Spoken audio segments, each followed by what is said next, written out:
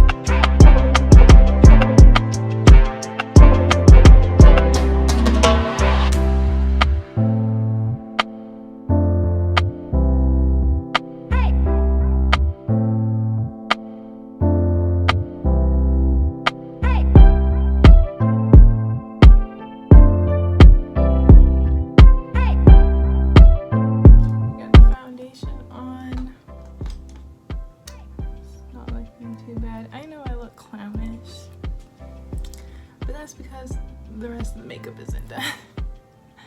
But yeah, it's not a bad match.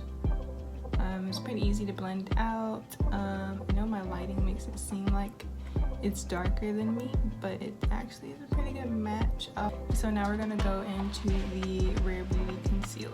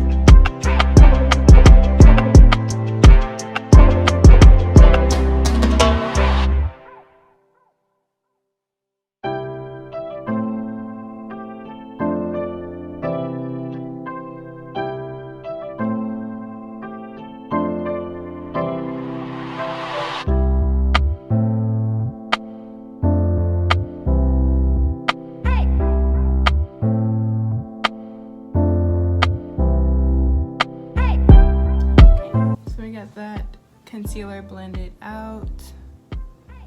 It blended in pretty well. I forgot to put on primer, so a little upset that I forgot about that, but it looks pretty good. Like, definitely seems like on the hydrating side, which I'm not mad at. Okay, so now I'm gonna quickly do the rest of my face and then I'll come back with my thoughts. Alright guys, so this is the final look. See, it all came together, you know, you had me in the first half, but we move. So, on the foundation, I